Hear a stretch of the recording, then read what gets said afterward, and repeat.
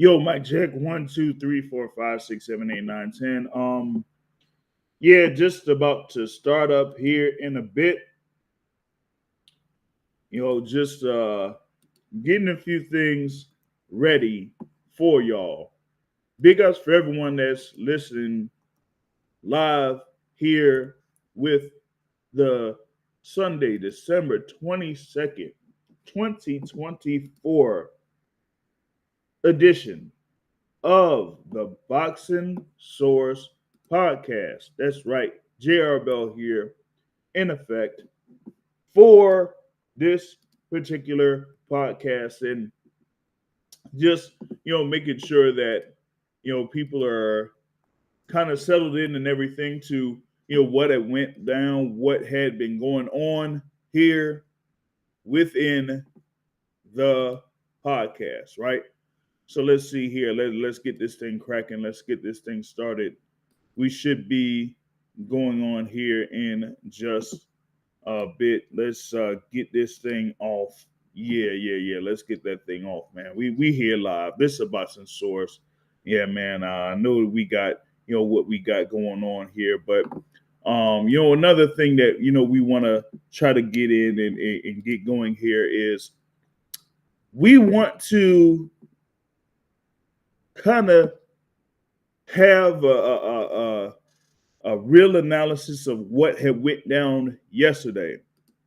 You know, um, because we had a very, very good encounter between Oleksandr Usyk and Tyson Fury for those unified titles in the heavyweight division.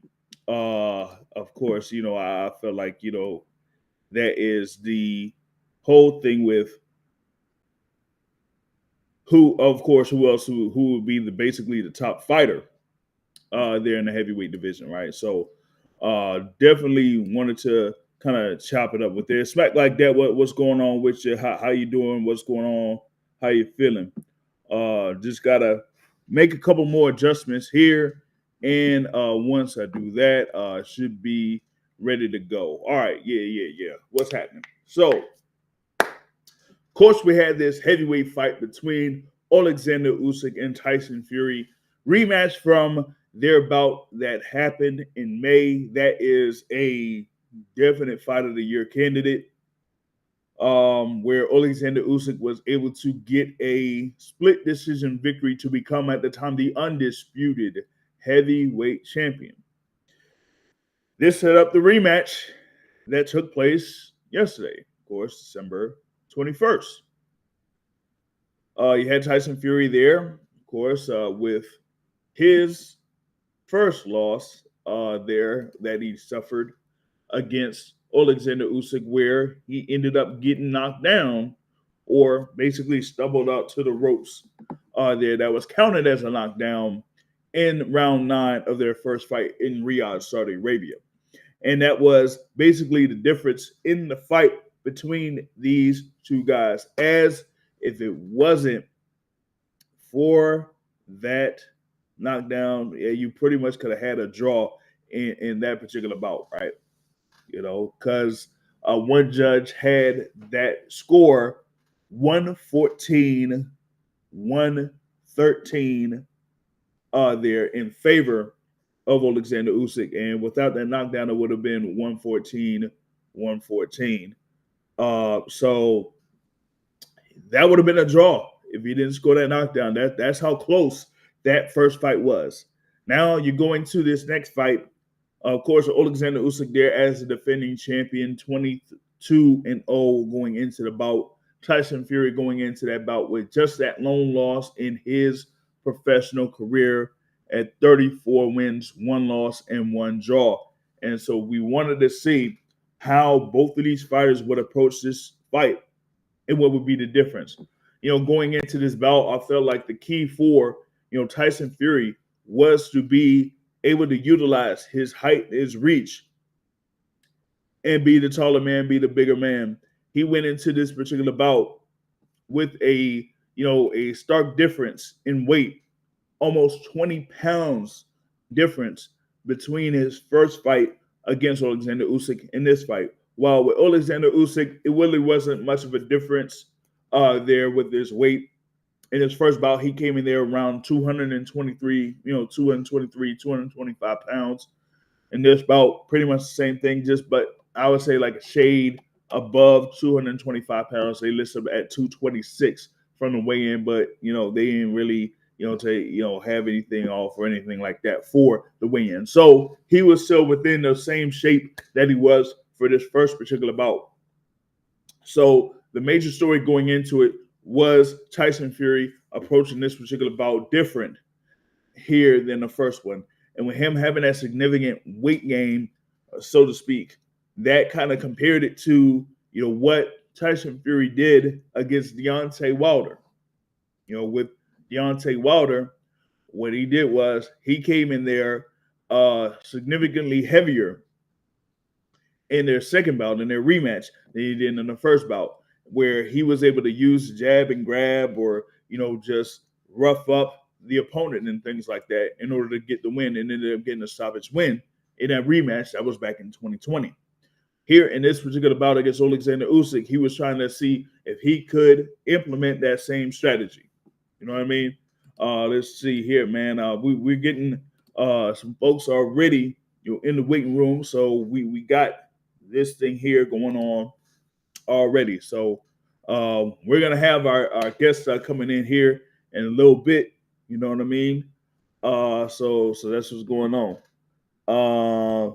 Let's see, man. Man, I don't know what's going on with all this, man.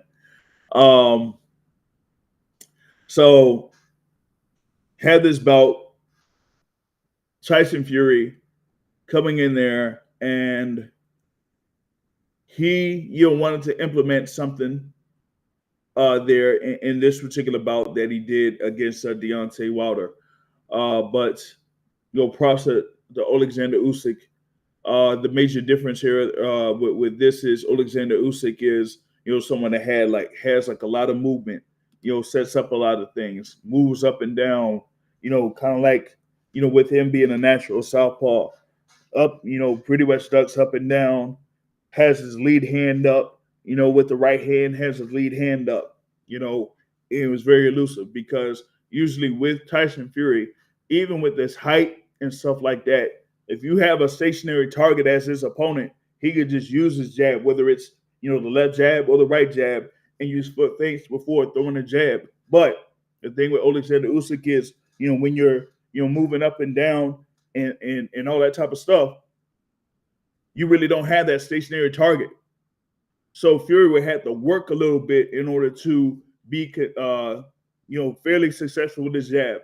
And you really didn't see that early in this particular bout. You had Usyk, of course, being a faster fighter, of course. But I think that movement from him was very key, particularly early in the bout. Because Fury wants to, kind of start things off with the jab and work on the jab. And yeah, shout out to Smack like that, man. Yeah, you tried to lean on Usyk, but Usyk wasn't having it because of his constant movement and his overall IQ. He kind of seen what the plan was going to be, or at least what some kind of thought the plan would be for Tyson Fury is, with him having that weight, being much bigger than he was in the first fight, that he would try to either try to approach and then jab and grab, or try to rough him up. And Usyk wasn't having that. Usyk wasn't having that. So with that being said, you kind of seen that Usyk was getting a few points here and there early in the bout. I felt like with that movement that Usyk had, is particularly in round 4, he was up and down, giving Fury different looks. So Fury couldn't really work the jab and land the jab. But at one point in that 4th round, Usyk was sending out there a little bit. Looked like he was backing up to the ropes a little bit, and then Fury just landed a good 1-2, boom, boom, and that was within. Well, there was under a minute left there in round 4 that kind of got to Usyk a little bit, but he was still up and around. You know, round 5, you had a few key shots from Tyson Fury, including a couple body shots there, but nothing to really get himself at a distinct advantage in that particular point of the fight. Of course, that was one thing that was another part of the strategy there for Tyson Fury was to try to score to the body of Oleksandr Usyk. And he tried to do that within that first half of the fight, but it was still the movement of Usyk that was key, the quickness of Usyk that was key, and the activity of Usyk, with the punches. Because sometimes when they had exchanges, Usyk would be the first. He could be either the first, but he definitely wanted to be the last, and that's what he was doing there. So you had that for the majority of the first half of the fight. Even though I felt like it was more of a back and forth type of thing there within the first half of the fight, you could see that Usyk was still, trying to be the more active fighter over the course of those rounds. Then you had there in the second half of the fight with Fury, he was still, trying to get in there and get to the body and use his movement like he usually does with the foot face, like to kind of like shift, and then before he would punch, he would do a little shift to try to get his opponent to either drop his guard or to like move a certain way before he throws a punch.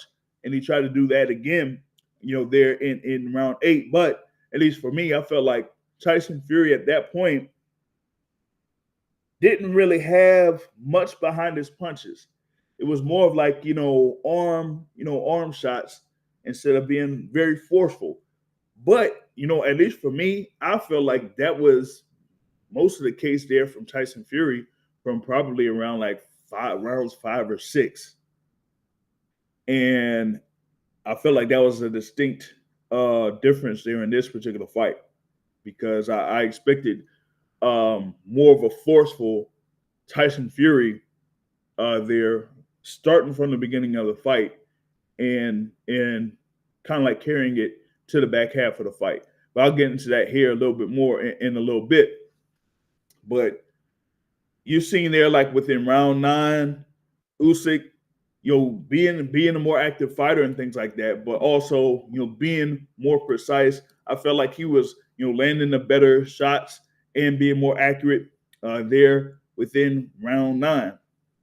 And I felt like at least for me, that was pretty much his round there in round 9. And going into those last few rounds, those championship rounds, that was basically the key there. And at least for round 10, I felt like round 10 was Tyson Fury. He was landing some good power shots. He did like land, I think it was like an uppercut there at one point in round 10. They got to Oleksandr Usyk. It felt like he had a little bit more active there. You know what I mean? But then, like in those championship rounds, it was more about the activity of Oleksandr Usyk that I felt was the key there in those last few rounds. And so what ended up happening, it went through the full 12. Felt like it was a close bout, but the judges had it 116, 112, unanimous 116, 112 in favor of Oleksandr Usyk, for him to win the rematch, for him to retain the titles that he had there, and yeah, staying undefeated. There, that 116, 112 is 8 rounds to 4 in favor of Oleksandr Usyk. And that's the thing about it, man.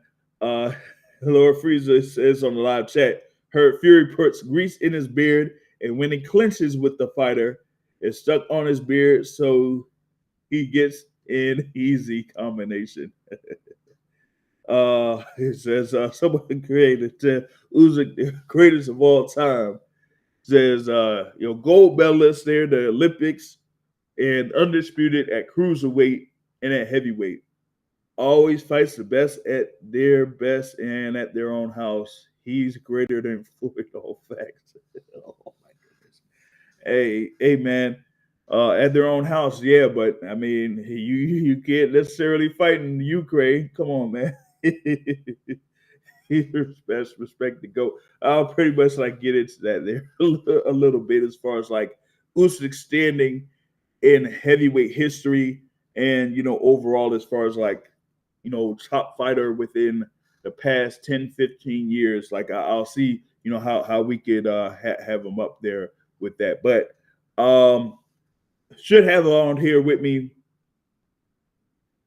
a great analyst here, as he has his take on what happened here in the rematch between Oleksandr Usyk and Tyson Fury. He should be on here. I think it's the Boxing Academic. Should be on here with us right now. What's going on, Boxing Academic? Not much. How you doing, Jr.? All good, man. All good. Yo, what's happening?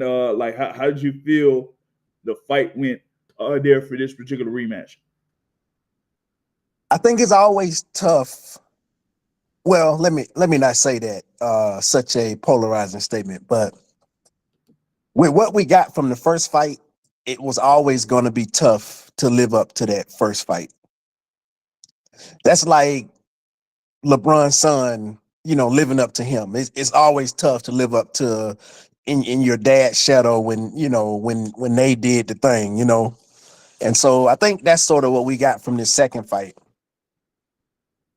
High level, I will say I thought the fight was close to where with my scorecards, you could have the score that they have, and or you could have had a different score. It just really depends on what you like. I will say my feeling leaving from the fight, the guy's comment where he said, I think Fury fought well, but he didn't do enough. I left the fight feeling that way too. I don't think Fury did enough. And so I made a comment toward round 11. I said Fury needs a knockdown or knockout, to Fury needs a knockdown or knockout. That's all I put. And the crazy thing is that my score is tied because some of those rounds were just really tough, and it depends on what you like. But I'll go through and just kind of walk through my scorecard. All right. So round one, I gave it to Fury, and the note I had, Fury landed more significant shots, more volume. Usyk had good shots toward the end of the round, a left straight. Round two, I gave it to Usyk. Usyk landed more impactful shots. Fury closed the distance at the end of the round, probably not enough to win with the work that Usyk did. Round three, Fury, 10-9 Fury. Fury countering won the round at the end, very close until Fury landed more counter shots. Usyk landing a lot of body shots. Round four, I said a tie round, but I'm leaning toward Fury. Usyk landed two big shots, then Fury got a few big shots back. Then he controlled the end of the round with countering. Round five, 10-9 Fury. Fury bodywork and countering one round. Round six, Usyk. Usyk feints allowed him to land clean and bigger shots. Round seven, Usyk. Fury fading due to super fast pace. Usyk won a consistent but quiet round. Round eight, Usyk. Usyk doing more. Fury needs second win or this will get out of his reach. Round nine, Fury. And then the note I had, Usyk is a completely different fighter when Fury goes to the body. This is how he wins the fight and separates himself in the championship rounds. But obviously he didn't do that enough. He didn't stick to that body work because Usyk wasn't countering. Usyk wasn't doing the things that made him win the fight when Tyson Fury was going to the body. Usyk was a completely different fighter. Round 10, I said a tie round, but I'm leaning toward Usyk. A lot of different momentum changes. Both guys gave good shots. Fury abandoned bodywork toward end of round. Round 11, Usyk landing more consistently. Fury needs a knockdown or knockout. And then round 12, I gave to Fury, but so essentially my scorecard was 5 Fury, 5 Usyk, and 2 tie rounds. So if you get them 2 rounds of Usyk, 116, 112, that's 116, 112. Wait, you said 5, 5, and then 2? Yeah, 2 tie. 2 could go either way. Okay, so if you had 5, 5, and then 2, then that would be 7, 5. at least for me, and I think that would be like 115, 113 for Usyk. Well, Um, 6'6" would be so if either one of them got, let's say the two tie rounds, that would be 6'6", mhm. and then let's say one person got the other one. Oh, you're right. That'd be 7'5". Yeah, 7'5". Yeah, yeah. Shout out to Jason Beza in the building. Yeah, Moses and Thomas. Yeah, I'll talk about him there a little bit, but he says like Usyk is just hard to hit with that footwork of his. Plus his hand speed is fast. Yeah, that was what I was seeing there. At least from the first half of the fight was him, like I said, being a faster fighter, but also him with that southpaw stance, kind of like leaning there with the lead hand with the right, but also ducking up and down because even with him being at 6'3", the thing with Fury is he's at 6'9", so he would already have to punch down by default, at least trying to do the jab thing, right? So now you got Usyk that's just ducking down to go even lower than that. So, with Fury at his stance, he would still, have to go down even a little bit more further in order to land the jab. I'm probably doing it the wrong, well, not necessarily the wrong way for Fury because Fury switched his stances and he did that in this fight. But he would still have to work at least a little bit more in order to, land with his lead hand. And this is including, while Usyk is having his guard up. So, the thing with Usyk, I feel like in the first part of those rounds, the way that he approached Fury was similar to how he approached Anthony Joshua in that first fight. Was pretty much high guard, leading in with his lead hand with the right, and then just being a quicker fighter as long as he's able to get within range of his opponent. So his footwork is one thing, but also having the timing to land when he needed to land there on his opponent was very key there. That guy was on the chat says it depends on what you like there round by round, but there wasn't really that many swing rounds on his end. He didn't feel like there was that many swing rounds. I'm gonna see if I could share this joint here with the scorecards here in a bit. Yeah. All right. So we really got here Gerardo, Jerry Martinez. Of course, well, all of them had it 116, 112. But the key story was that for the second half of the fight, or at least starting from round 6 until round 12, all three judges had Usyk winning at least 6 of those 7 rounds, from round 6 to round 12, with one of them in what is that? Patrick Morley scoring all those rounds in favor of Oleksandr Usyk. Now, this could go into what you're saying about close rounds and swing rounds and that type of thing, where maybe it's something that they see within those particular moments that say, hey, okay, Usyk got the better of this one, but maybe that's kind of like how he didn't, or how Usyk was able to get rounds that maybe some people felt like Fury may have gotten. But that had what is it? Frank Warren triggered there after the fight, like what he said, man. He said that one judge, like I said, gave Usyk the last 7 rounds, while the other 2 gave Fury 1 round. He said he'd been doing this for years, promoting things. He says for years, and he says nobody can say that Fury didn't win, but 1 round out of the last 7. But like I said, I mean that kind of like goes into what I'm talking about as far as like those swing rounds where it could be just a little bit of a difference for one judge to have it in favor of a fighter in comparison to another one. So there's that, man. What is So can we go it? through the last 6 and see where they differ? All right, so the last 6. So we're gonna go start from 7, 7 and all that, right? All right. They're all in agreement in round 7. 10, 10 To who? rounds to 9 in favor of Oleksandr Usyk. Okay. They were all in agreement in round 8 for Usyk. In round 9, 2 judges gave it to Usyk. One judge gave it to Tyson Fury. Round 10, all of them gave it to Oleksandr Usyk. Round 11, all of them gave it in favor to Oleksandr Usyk. In round 12, only one judge gave it in favor to Tyson Fury. That is Jerry Martinez. They're giving that 12th round to Tyson Fury. So So essentially, at least one judge had the same scorecard as me. It just depends on what you see and what you favor. yeah, It really, yeah, that's because how. it was tough to me. It was really tough.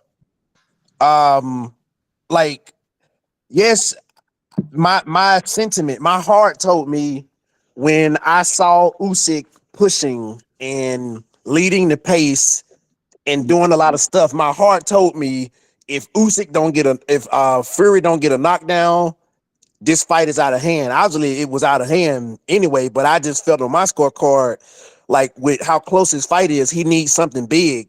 Mm, Otherwise, he ain't gonna win this fight. Just the momentum of the fight. But yeah, it's tough. The judges said that with their scores. yeah, And on the first six, how did the first six look? yeah. The first 6 there, man. What did it have? Hold on. All right, we gonna get another guest on here in a little bit. Let's see what I got here. So through 6 rounds, you had it tied on 2 of the 3 scorecards. You had it tied, and actually one scorecard had it 58-56 in favor of Tyson Fury. So through the first half of the fight, you had it like really close. No one had a significant lead, and you only had like one judge have it in favor of Tyson Fury through those first 6 rounds. Jason Mason said, I noticed that Fury didn't try to go for those uppercuts to Usyk's face as much in this particular fight. It was more successful for Fury in the first fight. Yeah, yeah. Um, yeah, there was a couple things there from Fury that I didn't necessarily see in that instance. But I'll go into that a little bit later. Should have here currently on this joint here. Of course, my guy that's checking in from Brunch Boxing, the host of Brunch Boxing, brother Matt, should be checking in here to give his take on what he felt like went down between Oleksandr Usyk and Tyson Fury. He should be here, just checking in. Yo, Matt, you on? Of course, he usually has the things with the earphones, man. No, my earphones are fine. You can't hear me? All right, now I can. Yeah, what's happening with you? Okay.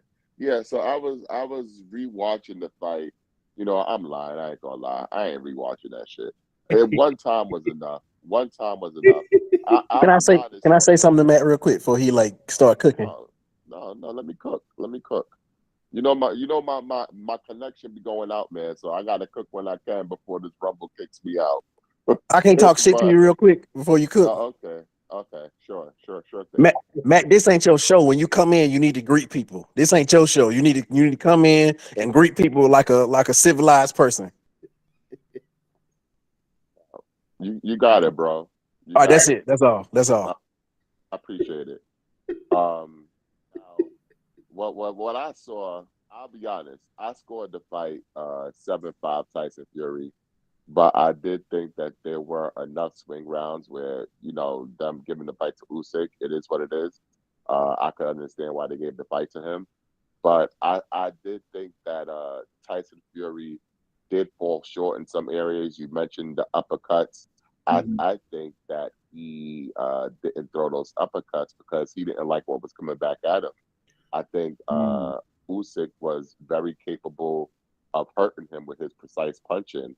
I Yeah. know a lot was made of the weight that Tyson Fury put on, and a lot of people think that he put on the weight so that he could bully Usyk. I think that he put on the weight for the same reason he put on weight versus Deontay Wilder. That's so he could absorb the power because the power affected him in the first fight. So I think that that's why he put on the weight. He did look slightly slower, but I think Fury performed well. I just think that Usyk performed very well also, and the judges liked Usyk's work better, so they gave him the fight. It was a good fight. It was a fair fight. It was a just decision, and now it's back to the drawing board for Tyson Fury. Mm.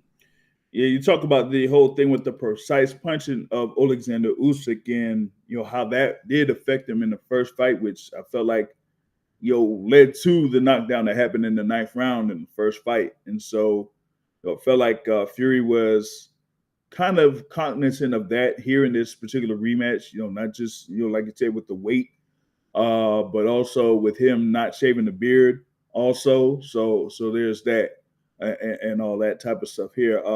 Real quick, shout out to Jay Pylon in the building here. Checking in. One time for Jay giving a donation to the boxing source on the last joint here with the midweek report. I don't know what was going on. They didn't necessarily show the joint here for that on the last chat, so I missed that. But yeah, shout out to my guy Jay Pylon here checking in with what was going down. But like I was talking about for Tyson Fury, he did a few things that were I would say significantly different from the first fight. But shout out to Usyk because he was able to land in with the precise punching, not necessarily allow Fury to really get in a gear as far as like trying to grab and hold Oleksandr Usyk and prevent Usyk from getting his offense going there in close quarters. And on multiple occasions, he was first and he was last in exchanges. So felt like when we were talking about this thing with the swing rounds, that was the major difference there. For Oleksandr Usyk was him having that particular thing happen. You know what I mean? So props to him on that. You know. So that's the So thing. somebody made. Oh, sorry. Yeah, go ahead. Somebody made a comment about. He asked a question about Ty being so close. Do you think a draw would have been a bad look? So for me, I had 5 rounds Fury, 5 rounds Usyk, and 2 rounds that could have went to anybody. It would have been the same thing of what Matt just said, and or it would have been closer to what the scorecard ultimately said. Just depending on what you like. I think I got a hot take, man, but I'm gonna wait till we talk about what's next with Usyk, Okay. the giant killer. I'm gonna call him the giant killer right now. The giant killer. All right. So I'm gonna see if I can get to this thing here as far as like the post fight. But I'm like kind of I don't know what I would say a little bit. Well, not 100% as far as like voice thing is concerned, but I'm gonna try to do this here, man. Is he had the thing from like I said from Frank Warren. But Tyson Fury after the bout, he was very disappointed. He said, "Look, he's like, let me tell you this. I thought I got Larry Holmes there, a front of the foot all night. A lot of people had me at least 2 rounds up. It is what it is. I can't cry over spilled milk." Yeah, he said like, when you don't get a knockout, you can't guarantee a win or something, man. You really felt like he won that bout. But yeah, at least for me, I mean, there were a number of things there that he didn't necessarily do that I felt like he could have done there against Oleksandr Usyk. But like I said, I mean, props to Usyk, on that instance. And Fury and Frank Warren were very disappointed. They feel like it was something where they feel like they won. Going to what Matt was saying there, seven rounds to 5 for Tyson Fury could have been that. And I think that's something that with him being a part of those or a number of those people that said that Tyson Fury was two rounds up, 7 rounds to 5. So that kind of like says like how close that particular bout was, but it was just all about those swing rounds, so to speak. What else? I mean, I got the thing also with Matt's favorite, or not Matt's favorite thing, but the box academics favorite thing here. I'm gonna see here if I could cue that up here right in a moment here on the video joint. So let's see if we got that, man. So I got this back up. Hold on. I want to see if I can get this thing going. All right, there it goes. All right, bet. So he got the whole thing with the, of course, the the punch stats, and you had Fury being the more active puncher as far as like the punches attempted, but Usyk was a much more accurate thing there as far as like percentage goes, pretty much all across the board.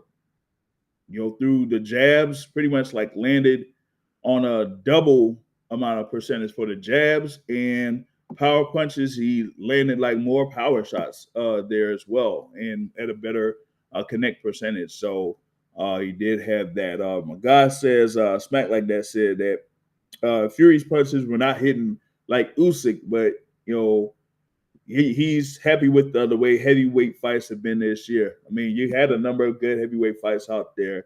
And Jason Mesa says the boy had called out Oleksandr Usyk. He needs to focus on Joe Parker's fight next. Hey, Alex Krasniak, the representative there for Oleksandr Usyk, says that he's betting on Joseph Parker to win that fight on February 22nd. So we'll see how that goes. All right, back to the academic. What you got?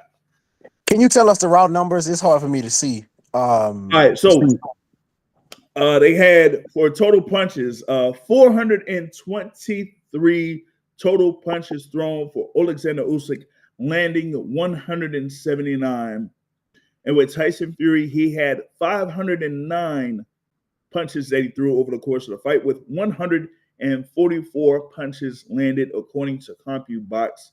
And that is a percentage of 42.3 for Oleksandr Usyk, 28.3 it should be for Tyson Fury. So, Usyk pretty much like had the more accurate landing there for, I guess the majority of the fight. I got it like let's see, 1, 2, 3, 4, 5, 6, 7. Pretty much like every single round, Usyk's percentage was higher than Tyson Fury's was.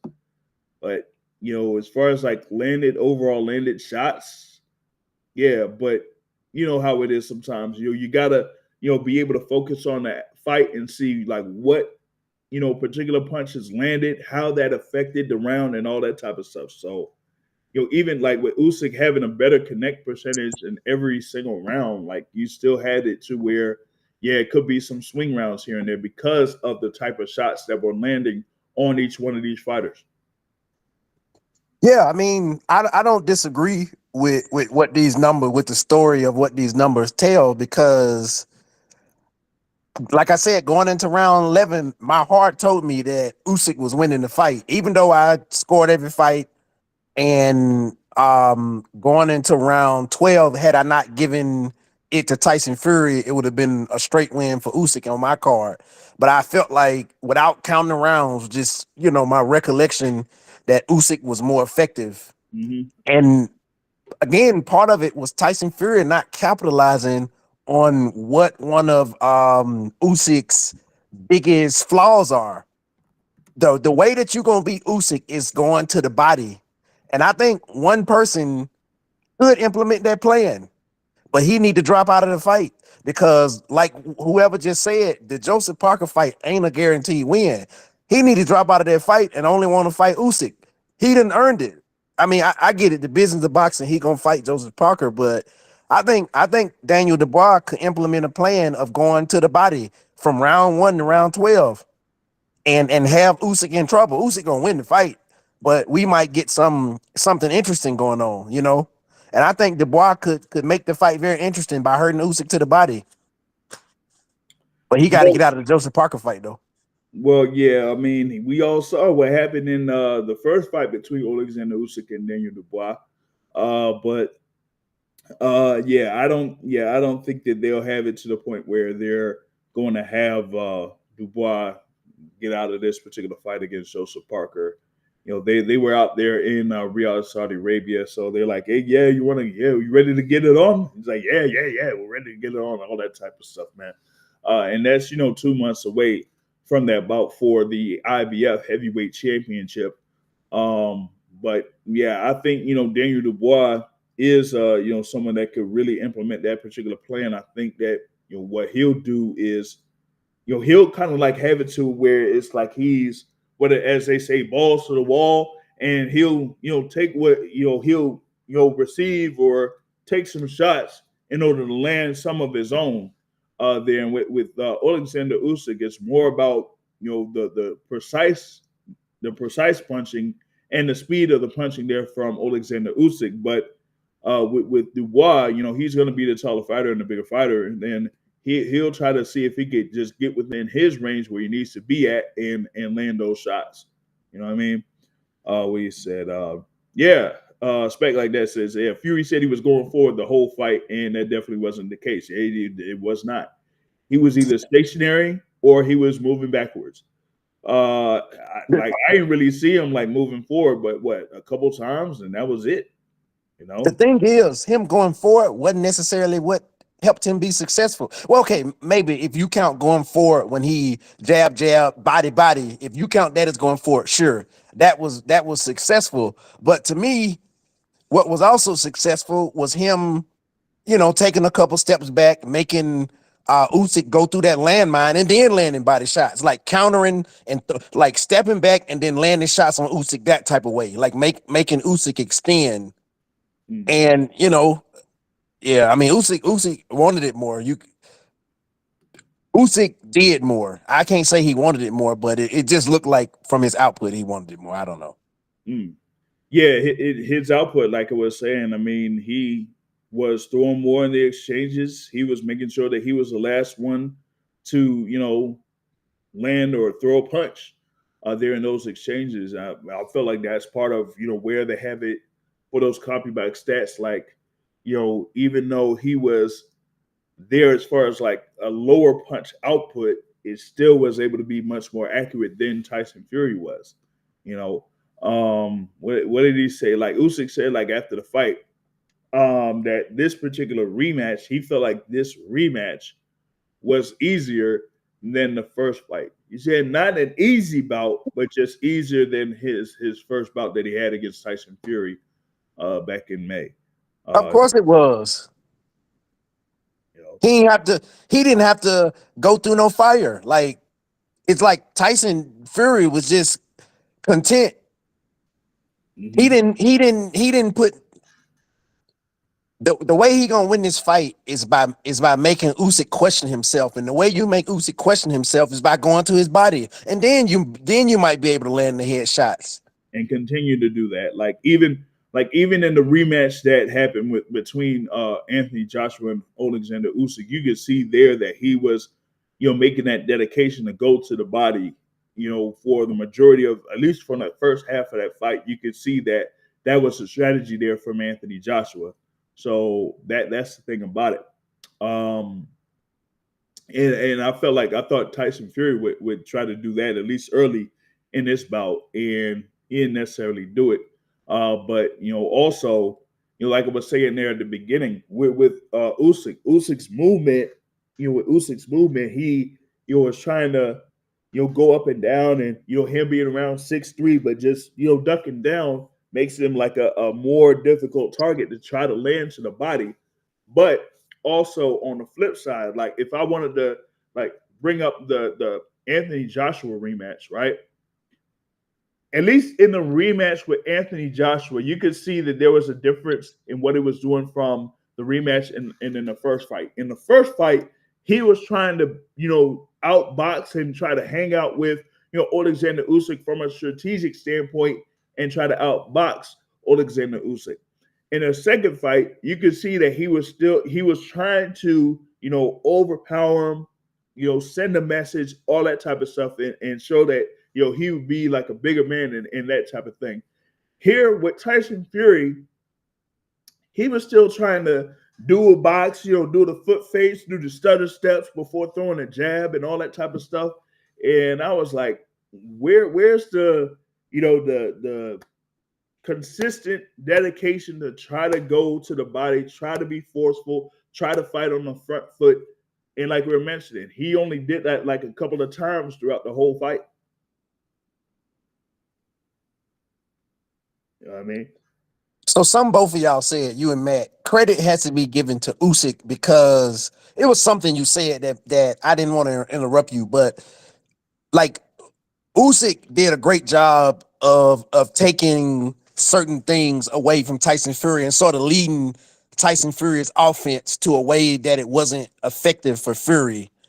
And then like the shots that Usyk were throwing, Fury was definitely worried about those shots. And so, I know what he said. So the weight is part of the reason why he couldn't, to in a sense, pull the trigger. Like Mm. he couldn't really pull the trigger because all of that extra weight.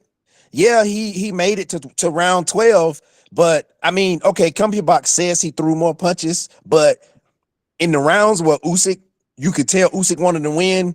Fury was throwing shots, but they were soft shots. He wasn't pulling the trigger. He wasn't throwing the body shots. He wasn't like he couldn't finish emphatically in a sense. I got to think of what I'm really trying to say here, but you could tell the weight did not allow him to put an exclamation mark to separate himself. Mm.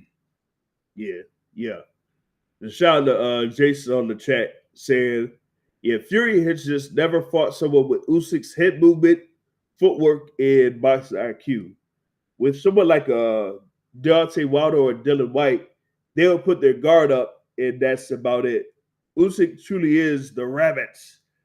Yes, an absolute rabbit. And he couldn't catch the rabbit. I mean, that's just a thing, man. Fury just couldn't catch the rabbit. But yeah, Dylan White had his hands up. Deontay Wilder had his hands up, to a certain extent. Didn't really use any head movement and stuff like that. But at least with Wilder, you're going up against a guy that's around at the same height. So he can have his hands up, but he could also use his reach and try to see what Fury has, and then try to answer. So that is partly what Wilder was banking on there in that particular sense, because a guy of his height, you can't necessarily move around the ring that much, so to speak, as far as like being quick and elusive when it comes to that type of movement, being above 6'5" there in the ring. But Oleksandr Usyk, he's had many years of being around that particular height, and just getting slowly acclimated to the weight and being able to be comfortable with that weight and still moving around, up and down around the ring. You feel me? So that's the thing there with Oleksandr Usyk, is his ability to be comfortable there while being around 225 pounds and still maneuver around the ring like he's able to do, because you see him, working out as far as like doing calisthenics and all that type of stuff. That is, how he gets himself to be, very fluent in what he does from an offensive perspective and a defensive perspective. Go ahead, academic. So I got a question. All right. And I mean this in the most respectful way, because Usyk won this fight. Like, hands down. I mean, I can't argue with somebody saying Usyk won the fight. Did Tyson Fury blow this fight in a different way that he blew it in the first fight? But like, Ooh. did he blow it in a different way? Like from a tactical standpoint, did he blow it? Like last time he blew it because he wasn't taking it serious per se. But did he sort of blow this fight again?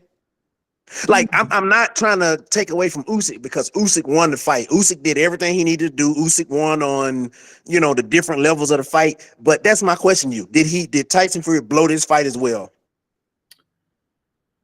From a strategic standpoint, you could probably say that.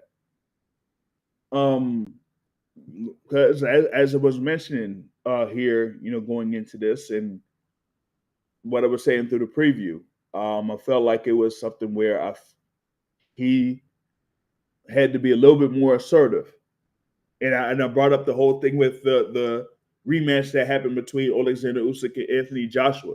at least you've seen there in that rematch, you see Anthony Joshua be a little bit more assertive and kind of like dedicate himself to try to fight on the front foot, try to fight coming forward, and make sure that whatever he does, he tries to send a message by throwing a shot to the body. With Tyson Fury, like he kind of fought this like he was still trying to outmaneuver and outbox Oleksandr Usyk, you know. And it goes to the point of where, like I was saying, he was kind of fighting on the stationary where he would kind of like have himself, there as far as like his front foot and stand right there and throw the jab or throw, what he needed to throw. But also, kind of like be on the defensive thing as far as like fighting off his back foot and waiting for Usyk to do something and then try to land a counter or whatever it is and whatnot. Yeah, Smack like that says, he says he thinks that Fury had to be more aggressive here in this particular rematch, and yeah, that's why I mean I felt like that was mainly the case. Yeah, it looked like from a punch that perspective that he threw more punches, but it's one thing to kind of throw punches when you're stationary or throwing from a, as I say, a defensive stance than to throw like to send a message because as I was saying, from around like round 5 and round 6, at least for me, I felt like when Fury was throwing punches, it was almost like it was arm punches, right? Like it wasn't something like say for example, if I say that he's there either stationary or coming forward, that if he throws a jab, that he would throw through the guard of Oleksandr Usyk, or if he's coming around with the right hand, that he's going around the guard and trying to land with something there to land on the face of Oleksandr Usyk, and I like and I'm like, it's almost like he's throwing like just to keep active with his hands, like boom boom and everything like that, because yeah, you had some times where Oleksandr Usyk took some right hands that were, solid, pretty solid right hands that you would have thought there, especially with, Tyson Fury there, at 281 pounds going into this particular bout, that I would have felt like, hey, that should have really stunned Oleksandr Usyk, but didn't necessarily do that, So yeah, from a strategic perspective, yeah, I don't know, how Fury kind of went at this there too, and also you kind of gotta see what Sugar Hill Stewart was kind of like saying to Tyson Fury there in between rounds. In between some of them rounds, I was like, man, I don't know, man, I don't know what Sugar Hill Stewart was talking about there in that particular instance. Let me see. I wanted to go after a couple of more quotes there that was saying that Usyk was saying there, man. He said, like, after his fight, he still feels like he's going to continue his professional career there. He's there at 37 years old. But he's gonna take a lot of rest here, for some time. So we're not gonna, see him back in the ring until probably June or whatever it is, at the very least, for 2025. And he did kind of like say that he, wants to be considered as one of the better or the best fighters out there in heavyweight history. I mean, he's kind of, accomplished something that's similar to, what we had with the Evander Holyfields and the Michael Moores, that were coming up from a lower division and then moving up to heavyweight and becoming, heavyweight champion, undisputed champion and everything like that. You know what I mean? Shout out to Lord Freezer, man. I said he says it's a birthday today or something like that, man. Shout out to you, man. And you got brother Terrell checking in here. It says, is this a clench-free episode? Come on, man. Come on, man. Oh, man. Well, we got my guy from Green Rock Boxing Podcast out there. It says, great fight. He says that Usyk was the right man like got the the right decision and all that, man. Uh, play that Frieza is where the birthday party is. I oh man. So, so are you gonna get into like what's potentially next? Because I got Yeah, a plea yeah, for Black Twitter. yeah. Okay. All right. So what would be next here for Oleksandr Usyk?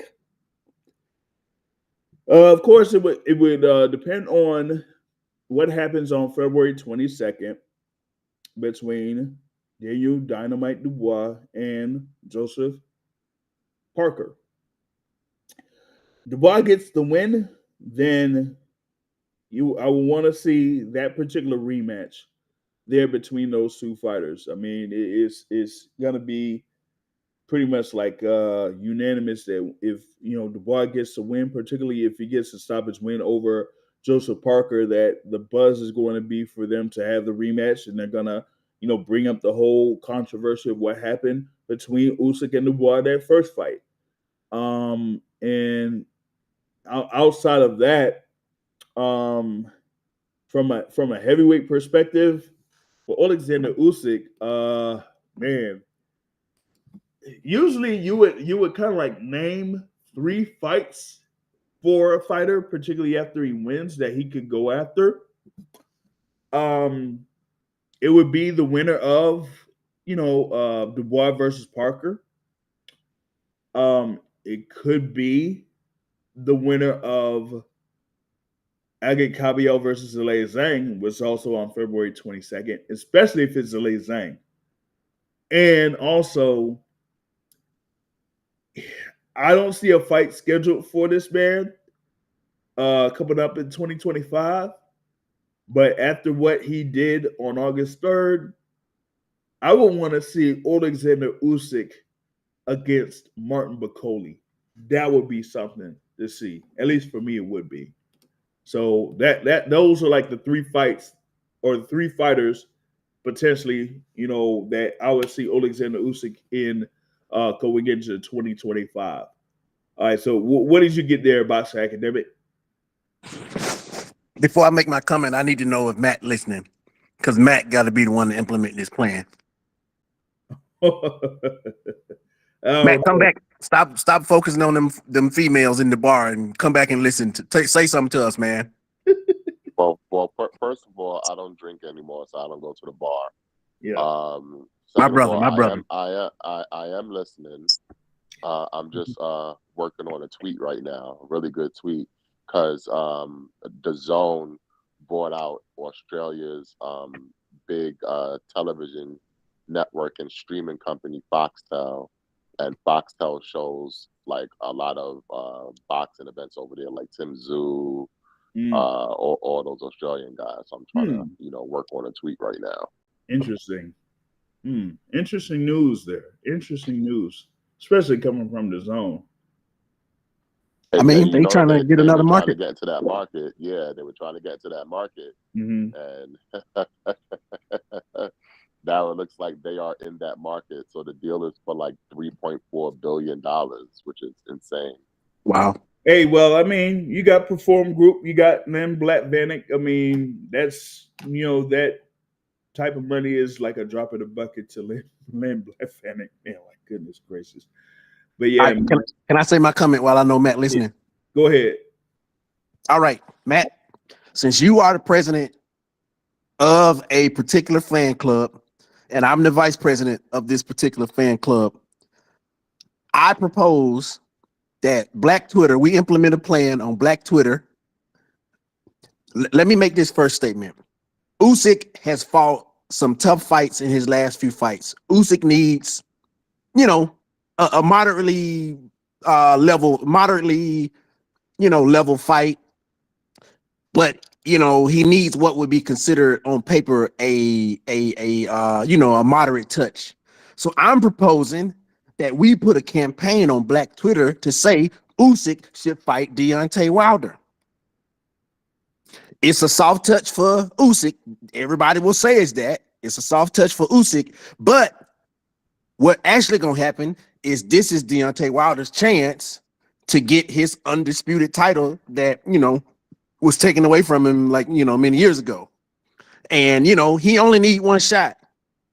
This may not end well for him, but shit, we put him in the position. So somehow we need to implement a campaign to get Deontay Wilder in the fight with Usyk, to where Deontay Wilder can land the shot from the gods, as Anthony Joshua would say, and get all them belts. And then this would complete his movie. And then, it'll be a good movie and all that stuff. That's all I want to say. All right, Matt, we have a response to that here. All right. I like it. Listen, we already saw Usyk versus Wilder when they released that clip on Undisputed, and Wilder uppercut out the ring. Okay, so we know what's gonna happen. That's why Usyk didn't want to fight anymore. Remember, Usyk said that he was gonna come to Brooklyn to the Hellenians fight, and he was gonna try to make a fight with Wilder. As soon as that clip came out, he ended up in California. So we know what's up.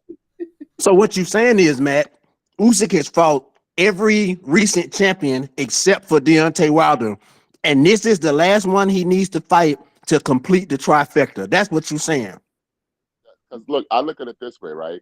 So everyone is so hype about Bam. They want Bam to fight Chocolatito, even though Chocolatito has fallen on hard times in recent years, because they want him to finish the hardcore four of the Superfly division. Mm-hmm. So why can't we have Oleksandr Usyk complete the triangle of this generations of heavyweight with Tyson Fury, Anthony Joshua, and Deontay Wilder? I think that's a great idea.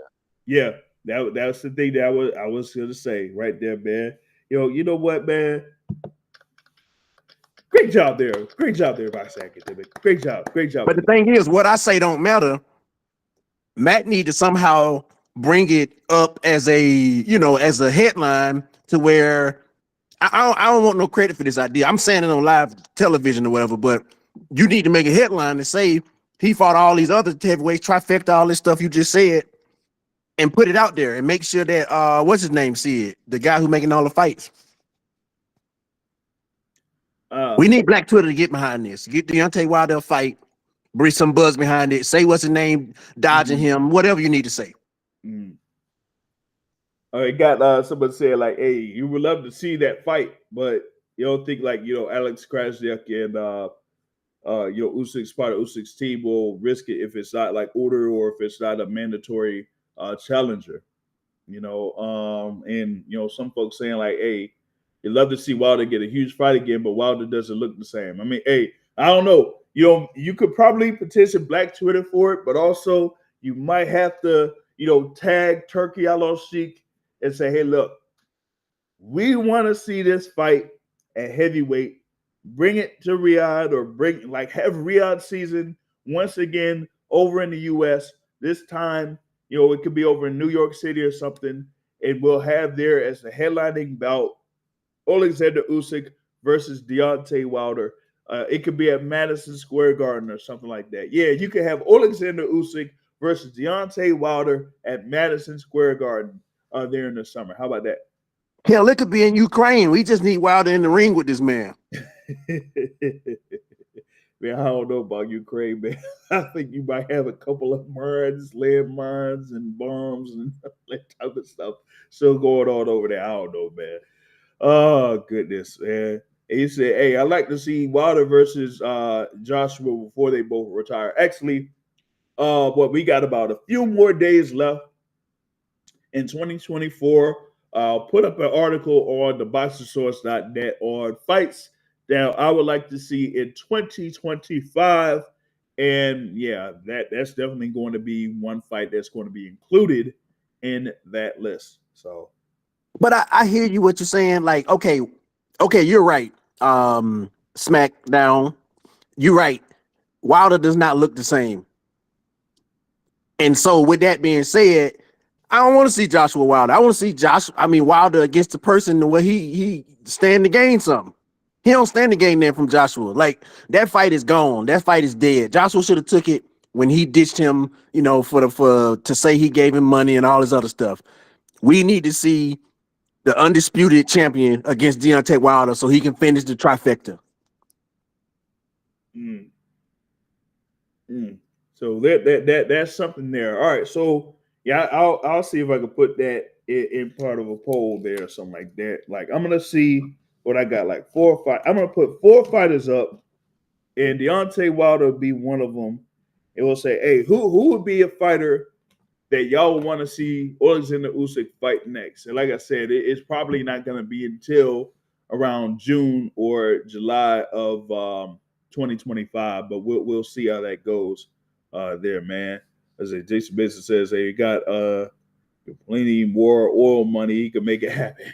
I mean, I don't know, man. I don't know, man. Shoot, yeah. I mean that would be the interesting fight there. I mean, like Matt was saying, as far as like what was going on in the Barclays Center after Deontay Wilder scored that first round knockout win over Robert Helenius and almost looked like he was sent him straight to the hospital with that. Talk with Wilder's guy there, Shelly Finkel, and they were saying like, hey, they're trying to make that fight with Oleksandr Usyk at that particular time, but hey, as we know, it didn't happen at that point. So why not go ahead and have that happen now? And like I said, I would like it to be over in the U.S. to like say, hey, you know what? We haven't had Oleksandr Usyk in the U.S. for some time now.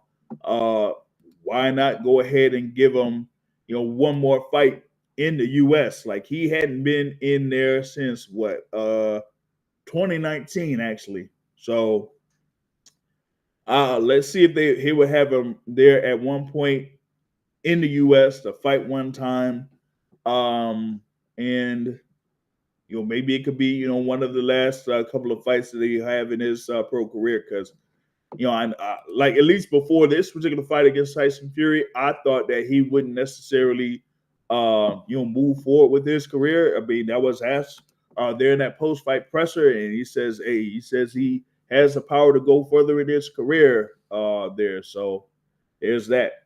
You know what I mean? Was Jason Benson says, hey, he's thinking that Wilder doesn't look the same.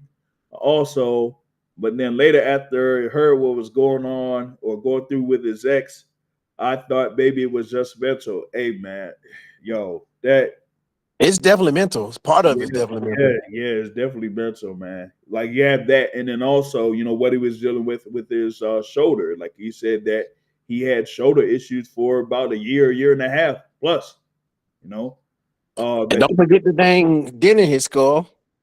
Yeah, yeah. So, so he's he dealt with a lot, over the course of the past year, pretty much. Yeah, been 1 year because he said about his shoulder issues when he fought Joseph Parker and also when he fought Zalay Zhang. So he did have that. Shout out to Ed here. He thinks that Wilder would get stopped against Usyk. Unfortunately, because he believes he's a shot fighter. You know what I mean? So yeah. Let's put that theory to the test. Let's see if Usyk can stop him to end the trifecta. Let's see if he can, you know, stop him. I want to see. I want to see it. Mhm. He says, like I said, Jason, he's been in America a couple times. He's actually, had a fight over at the MGM thing over in the DC area. Also, before he fought Chaz Witherspoon in his debut in the heavyweight division. So he's been in the U.S., fought in the U.S. a couple of times. He actually fought in the U.S.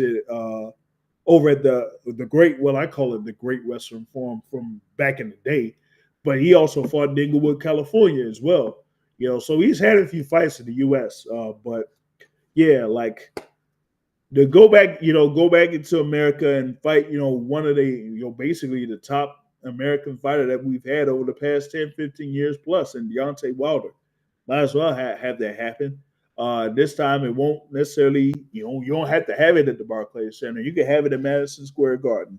So that would kind of like, at least for me, that would be the push to have a fight between Oleksandr Usyk and Deontay Wilder. Like have it over in Madison Square Garden. I'm not, down with having it over in the West Coast or like over in Texas or nothing like that.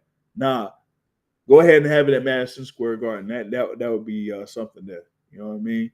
So yeah, there's that on that front. Here, let's see. I'm trying to see if I got a few other things going on here. But yeah, I mean that's mainly what they got on that front, at least for Oleksandr Usyk, right? But Tyson Fury, 2 losses to Oleksandr Usyk, 2 decision losses to Oleksandr Usyk. His 2 long blemishes that he has on his record, although some felt like he lost to Deontay Wilder on December of 2018 or whatever it was. So now what would be next for Tyson Fury? That's easy. He has the backing of his promoter there, Frank Warren of Queensberry Promotions. Um, and there'll be a number of options for him in the heavyweight division. What I would say, man, there'll be a few fights out there for him, but like how would they, kind of like hey, you know what? Yeah, I got Martin McCauley. Shoot, Martin McCauley versus Tyson Fury. That would be another one that I would say too. That would be a really interesting fight. Martin McCauley versus Tyson Fury. That would be one.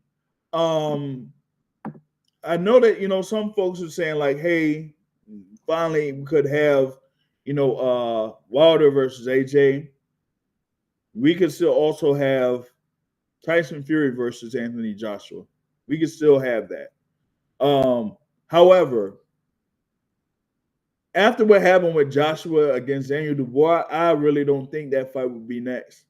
I wouldn't think that fight would be next. I think you would have a fight, maybe something where you have Fury fight somebody and Joshua fight somebody, and if they win those fights, then they would like link up for that particular fight to happen.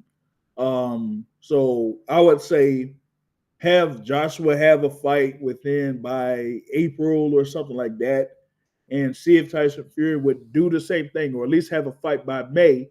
And then if they win those fights, then have them clash between like September, late September, or October in Wembley Stadium. Just go ahead and have that fight. Like go ahead and have that fight for 2025, and make sure that's done and everything like that, man. Big Bang and Zang. For Tyson Fury, hey, the thing with Zhang is, I talked with his promoter manager there, a few weeks back, and he said, like, listen, with Zhang being at 41 years old, they really don't have that much time to try to get him that opportunity to fight for a world championship. So they're looking at this fight against Agikaviel on February 22nd as very important fight, biggest at this point, biggest fight of Zane's career, because if he ends up winning this, they're gonna go straight to like saying, hey, we want this title shot, we want it, we want it now, going up against Oleksandr Usyk, because that fight on February 22nd is for the WBC interim title there at heavyweight. So he would try to see if he could get a fight with Oleksandr Usyk. Either that or Daniel Dubois or something like that. I mean, who knows that, man. Derek Chisora, of course, has his fight with Otto Wallin coming up on February 8th. And then after that, he'll have one more fight, and he'll probably be over in Africa or something. That's what he's looking towards. He said that this fight against Otto Wallin is his last fight in the UK. And then after that, he'll fight, out in Zimbabwe or something like that. And that's it for Derek Chisora's career. So yeah. Academic, you had something? Yes. So I don't disagree that both of them could take a fight before they fight each other. But the fight we need to see is who comes in second place. We know who's in first place. We know who first place heavyweight is. We need a fight where the title is synonymous to second place. And whoever win that fight, they the second best heavyweight in this crop of heavyweight generation. Sure. Okay. And so the thing is, my guy made a comment, Edward, AJ knocks out Fury. That could very well happen. But the thing is, the way that AJ also is compromised neurologically, Fury could knock out AJ. Like, it don't take much to scramble AJ brains at this point. It don't take much to scramble any of these guys' brains, except for Usyk probably. But like, I think Fury could hurt AJ as well. I think that would be a very competitive fight. Um, Obviously, AJ, if he gets on the inside, you would think that he will throw those shots. But then with him being so stiff, who knows? Maybe the uppercut might land for him real easy. But if Fury touch him and land clean on him, AJ gonna get hurt. But the same thing could happen if AJ land on Fury, Fury would get hurt. We need to see who number 2 is. And then fourth place, Wilder need to fight first place. That's just how tournaments go. Fourth place fight first place, and then 2 and 3 fight, and then that's how we see Wilder need to fight Usyk, and then AJ and Fury for second and third place. That it's just like that's how the tournaments go, man. I'm just trying to tell you. I'm gonna cut that right there, and then I'm gonna have a snippet of that, and then I'm tagging Turkey out. No, I'm just playing. I'm just playing. Then I don't want no I don't want no attention. Yeah, I want Matt to do it. Matt's my hero. I want him to do it. Yeah. Matt, you have permission to use my words and say that you said them as good that they sound. Yeah, I don't know if Matt will definitely try to take credit for that on something that, man. What he said, man. No, you're talking about. Oh, Jason, are you talking about, like I said, with Martin McCauley, his lone loss is to Michael Hunter, and in that particular fight, he had an injury there, so we ended up losing by decision or something like that. So, Martin McCauley, there of course has been really taking care of business in the heavyweight division. Has that stoppage win over Jared Anderson. Wait! I thought he got stopped by Hunter. What do you mean decision? He got stopped. Wait, hold up. I thought it was like a stop or an injury or something like that. Yeah, it was a stop. No. He got stopped. He got stopped.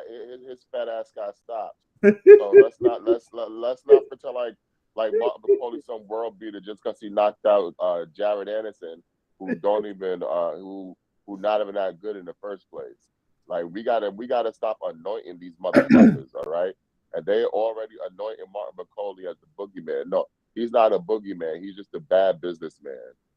Well, yes, he is a bad businessman. He definitely is a bad businessman because he was there, like I said, with the IBF Eliminator. He had all of these guys that were lined up that could have fought him in the final IBF Eliminator. He had the thing there with Agit Kabayel. He asked for too much money for the fight against Agit Kabayel.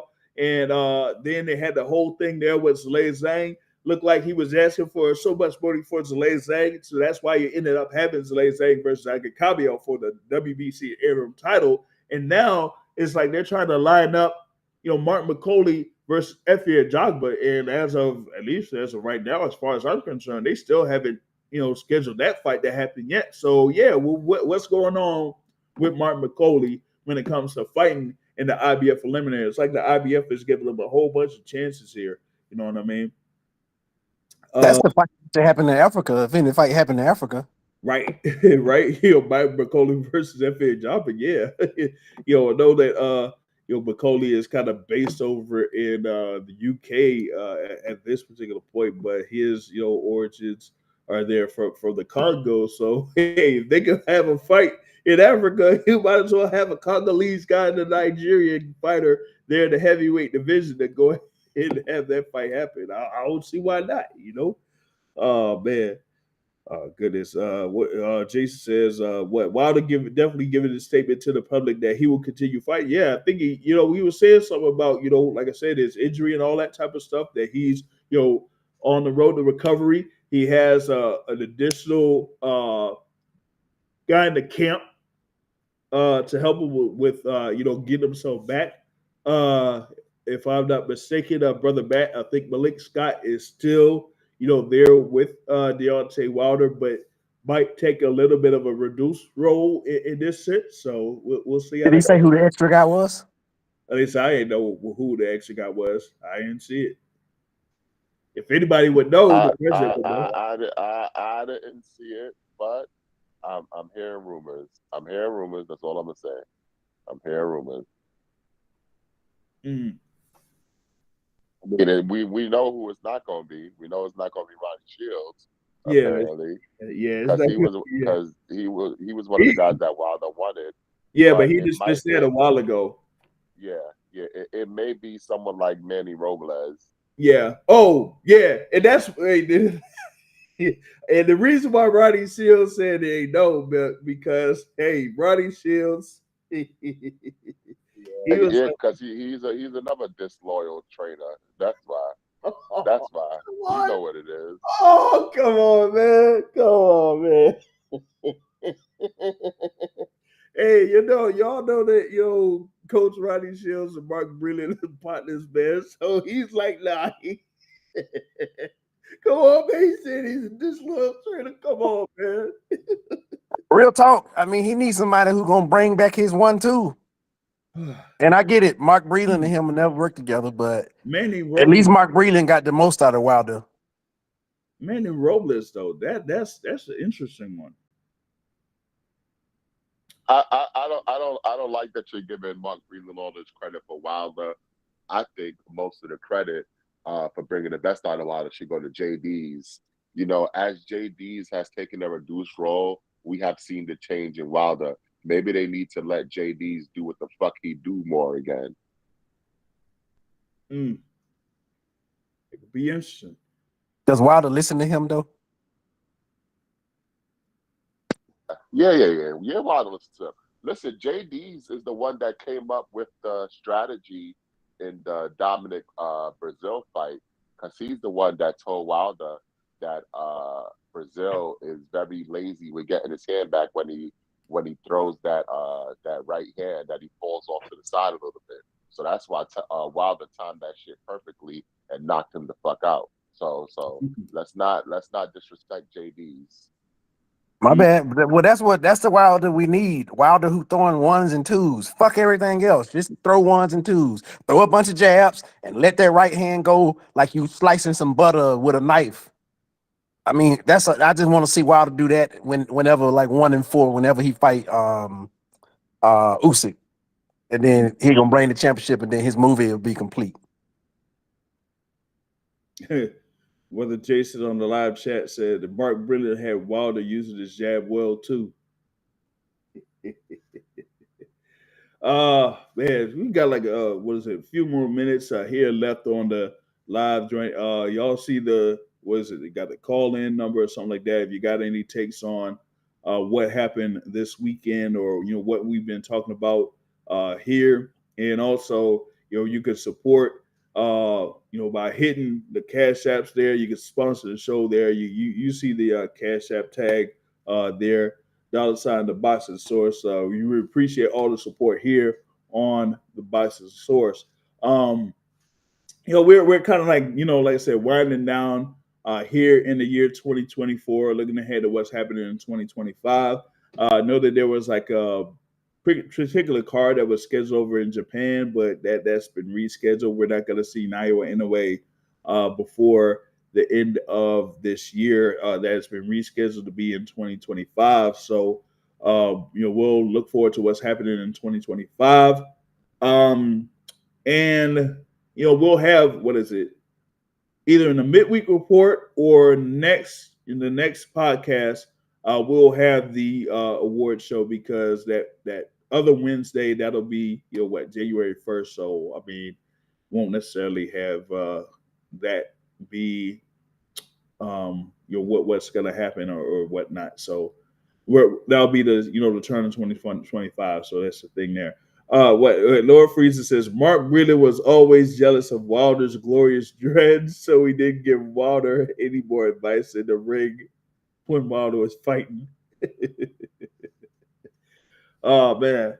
Yeah. So schedule is Jason that we have the Boxing Source podcast live Sundays, Sunday evenings, and also the midweek report on Wednesday evening. So that's usually when they have a podcast here on the Boxing Source YouTube channel. So You can tune in on Wednesdays and on Sundays usually, and you'll be post interviews and other things as far as like topics or what's going on or what's going down. Um, Let me see, man. Is there like anything else that man I could bring up? I was seeing what is it that Bob Aaron was talking about? Um, Teofimo Lopez and like who he could potentially fight, and he was talking about the whole thing with Jerome Boots Ennis and also with Devin Haney and kind of like dismissing the fight with Devin Haney. Um, I don't know what's up, man, because from what I was hearing, I thought they were about to serve up Teofimo Lopez to Jerome Boots Ennis because they're kind of sick and tired of him being a turned down king. We turned down the fight against Ryan Garcia. He turned down the fight against Brian Norman for Brian Norman's WBO welterweight title that would have happened a couple of weeks ago. That's why you ended up having Brian Norman, scheduled to face Derek Cuevas in November because Teofimo Lopez turned down the fight for the WBO welterweight title. So I'm like, what are they going to end up doing with Teofimo Lopez? I just don't know. He's there, of course, still the WBO champion at super lightweight, still the lineal champion at super lightweight. Um, as far as I know, I haven't gotten any updates as far as like progress for a potential fight between a Teofimo Lopez and a Boots Ennis. So, I got an update on it. okay. There is no progress because Jerron Boots Ennis is currently in negotiations with Premier Boxing and Amanis Stanionis. So the way I understand it is Matchroom sent the offer to the PBC platform, and they sent the counter offer, which is now in their hands. According to sources, the offer was bigger and better, but it's going to require, obviously, Boots to fight on the PBC platform. So we will see if they will accept it. All I know is that Eddie Hearn always says, oh, we'll take the bigger deal. Whatever's the better deal, that's who gets to fight. Well, the better deal is given to them by the PBC for the Stanionis fight. Let's see if they take it or if Boots is going to end up fighting somebody that we don't give a shit about. Well, given this situation and who we talk with reference to one particular fighter in that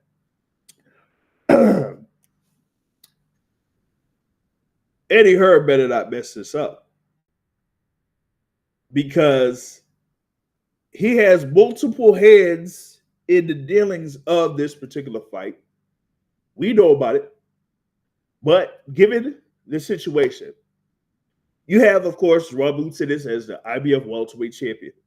You have Amanis Stanionis as the WBA welterweight champion. The WBA mandatory challenger, or scheduled to be the mandatory challenger, is Shakram Giasov. Who is Shakram Giasov? A fighter that is fighting under Matchroom Boxing. So they're having a thing where they could arrange for Shakram Giasov to get step aside money in order for this unification fight to take place.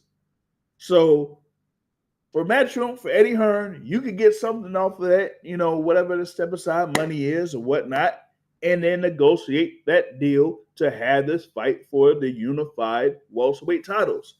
So you'll win either way. And this is something where, hey, Jerome Boots Ennis said, hey, I'm looking to unify the division and eventually, if I can, become the undisputed champion at welterweight. Here is one of the things that he wanted to do under Matchroom Boxing.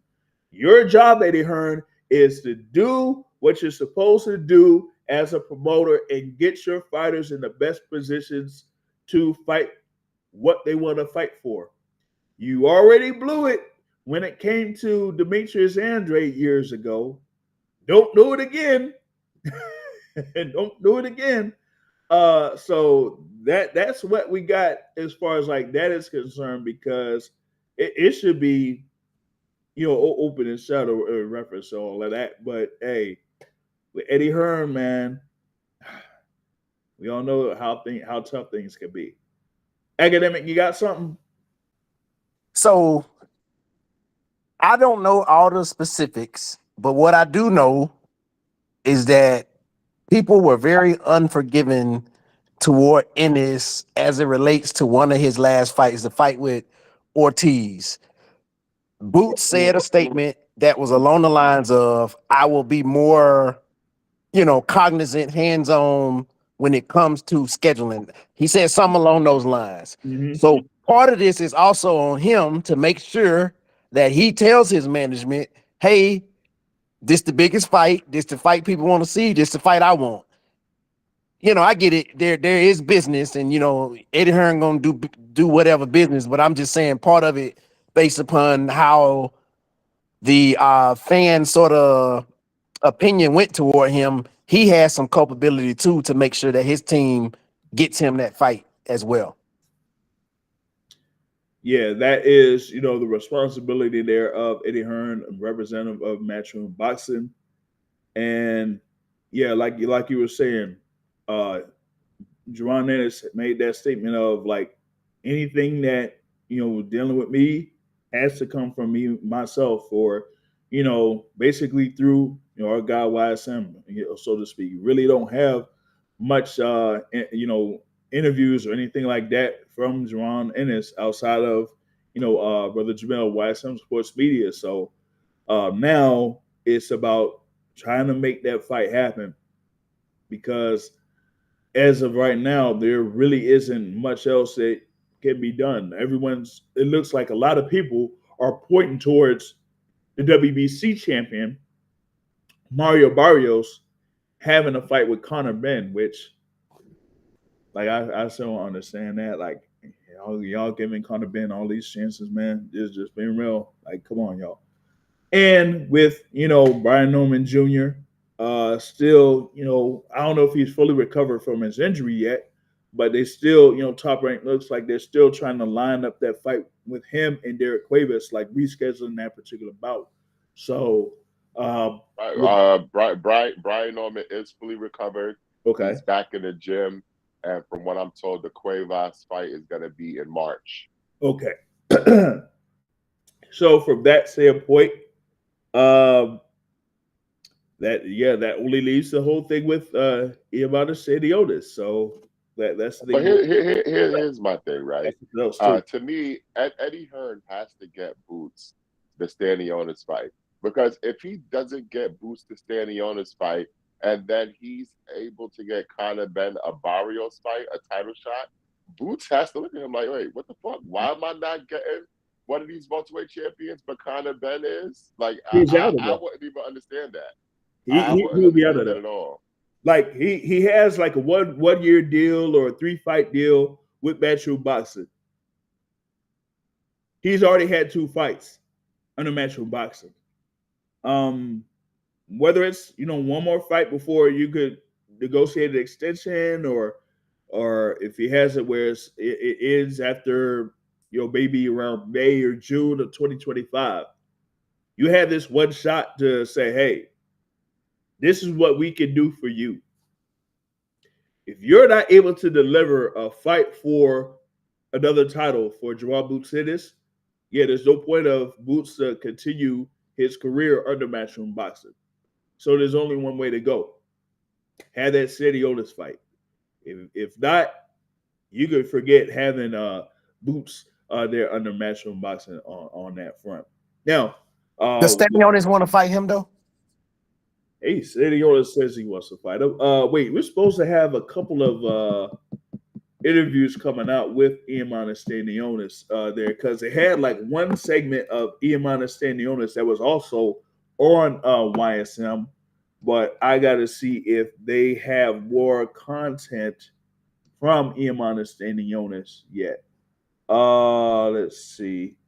Yeah, they just released something, so I have to check that out and see what Iman Stanionis said in reference to potential fight with Jerome Boots Ennis. They YSM had just recently released that segment there on their channel or whatnot. You know what I'm saying? So there's that.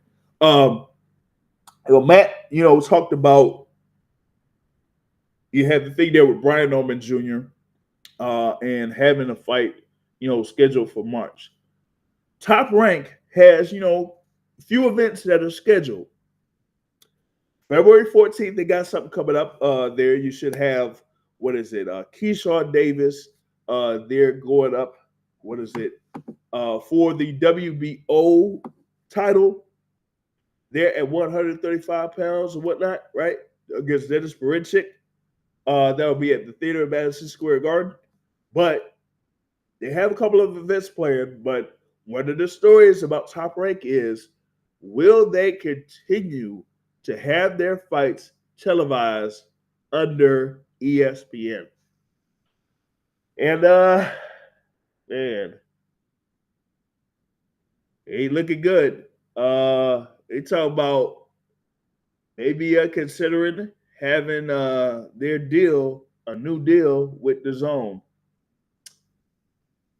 Uh, hey Matt, I don't know if you got any update on that, but for me with Top Rank with the Zone, man, that would be a downgrade.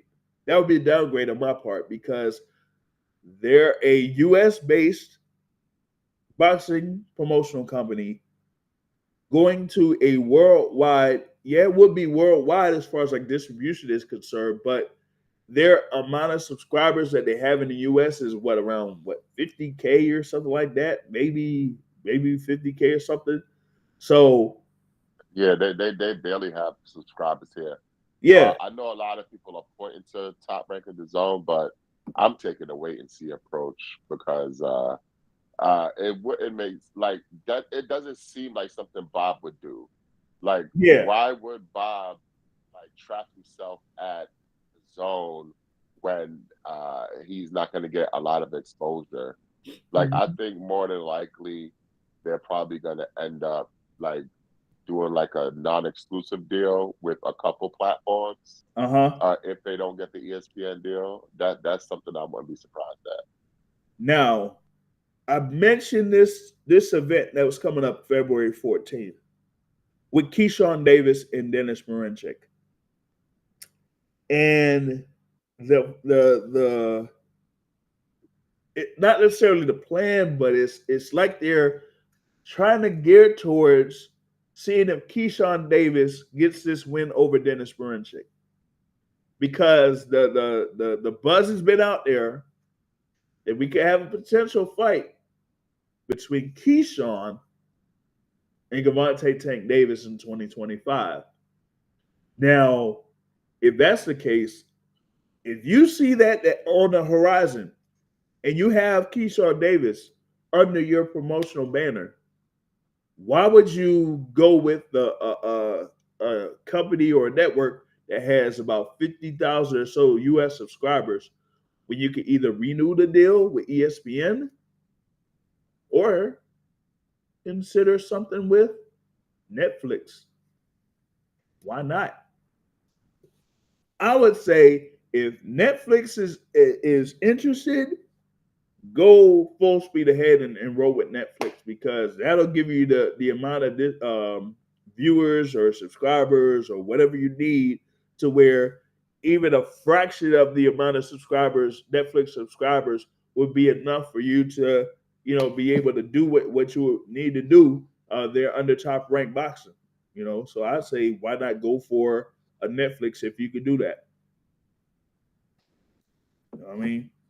So that's mainly what I got here on the docket for this particular podcast. A big thanks for everyone that's listening live there, and we'll get right back at it with the midweek report scheduled for Wednesday, and then on Sunday we'll have the Boston Source podcast. Most likely that particular episode will be the 2024 award show for the Boxing Source. So we're going to have that. And then also on the boxingsource.net, like I said, I'm going to put up the thing there as far as like the fights that we want to see in 2025 and the updated list for the Boxing Source pound for pound top 10. I did want to try to see if I could get anything for Matt. Okay, I'm going to do this before we go. Matt, wasn't able to catch what you thought about what happened last week over in Miami between David Benavidez and David Burrell Jr. Uh, Oh, baby. Yeah, hey, that hey, was right up my alley. okay, and see, when I was talking about it, I said, see, this is why I have to be there in Vegas for this fight. That's happening. The arrangements have been made. It's set, it's done. I'm there. Uh for me though, I'm like, who planned for both of these guys to be there at the gym? That's usually the gym that David Benavidez works out at in Miami. But hey, man, you had David Burrell Jr. He's around, based around that area at times too. So hey, man, I don't know, man. Somebody playing that was crazy, man. That was absolutely crazy. What did you think about that, Matt? Uh, so here's my thing. This incident made me really think that David Benavidez is going to beat the hell out of David Morrell, and I'm going to tell you why. David Morrell, once he did not shake David Benavidez's hands, you can see where this was going. You saw David Benavidez hand over his belt to his guy on the side. So I think that this showed a lack of fight experience for David Morrell. Because how could you not read that this was about to happen? So the fact that he couldn't read that shows me that he might not be able to read David Benavidez in the ring. And then the belt throw. I did not like the power that David Morrell shown with that weak belt throw. I thought that belt throw was pretty weak. And I do love that if you watched it, David Benavidez's eyes were wide open. He was very alert. He showed very good head movement, and he dodged that belt. He dodged that belt like a prime George W. Bush dodging the shoe. Okay, so David Benavidez showed me a lot just in that moment. That work that he was doing with Rigo, you could tell that it really took effect because he looked excellent defensively. Prime Okay, George so Bush dodging what? yeah. But he dodged the shoe. Remember the two shoes that were thrown at George Oh, W. that's right. Oh, yeah, yeah. Gotcha, gotcha, Yeah. gotcha. Yeah. So to me, David Benavidez, he showed very good defensive prowess. He showed great head movement. He was able to get low, get his feet moving. And David Morrell, he showed inexperience in this situation. So I think this is how it's going to play out in the fight now. Oh man, listen. Come on, man. You know he didn't throw that belt hard. Like if he threw it to where he was trying to hurt him, he gonna mess up his money. He threw it, but he threw it like No. He did throw it to where he tried to hurt him.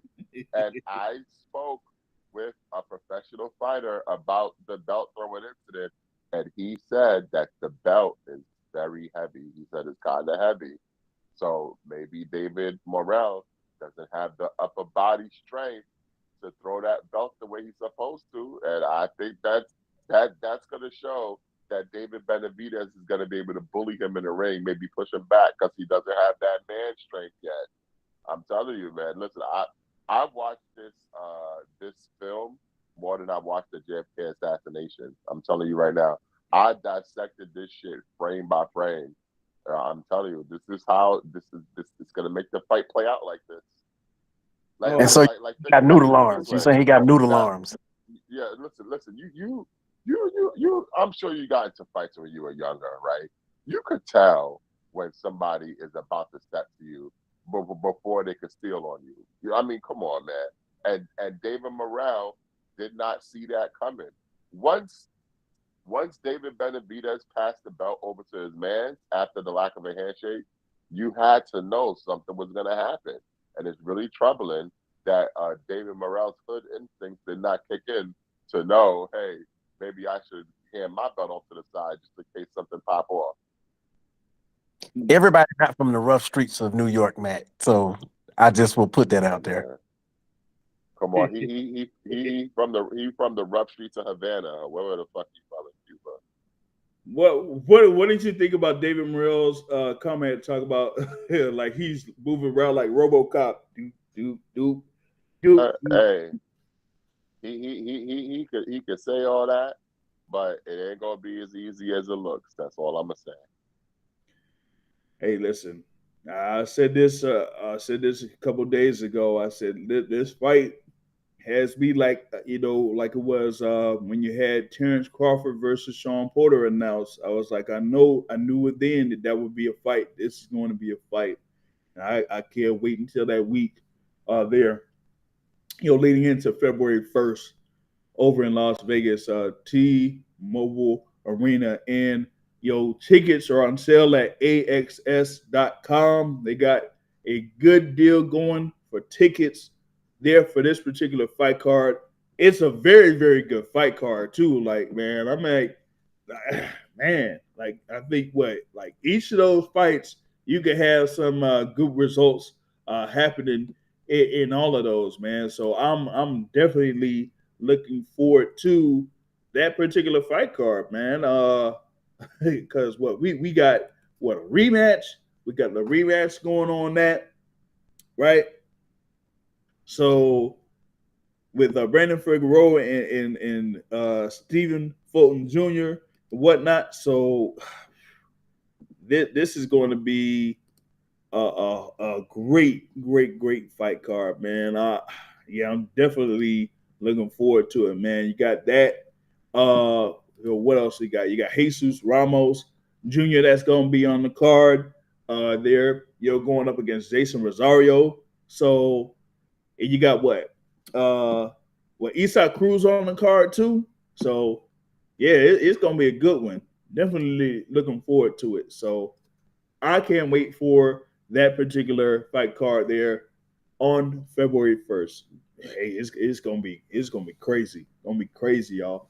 But yeah, that's what I got here, man, for this Sunday, December 22nd, 2024 edition of the Boxing Source Podcast, man. Shout out to all of y'all, man. Shout out to all of y'all. Shout out to the Boxing Academic. Shout out to Matt, of course, host of Brunch Boxing. Shout out to all of those that were there in the live chat. Big ups for everyone that's going to be listening to the replay, whether it's on Rumble, on YouTube, or through audio form. We're gonna continue to do the work here on the Boxing Source. I'm trying to see if I could schedule a couple more interviews before the end of the year, and going into 2025, we're gonna see about scheduling some interviews with some of the fighters that are involved on that February 1st card. So we'll see if we can work on that here as well. But with that being said, that's all I got here for at least for now. And I catch y'all later, man. Peace out.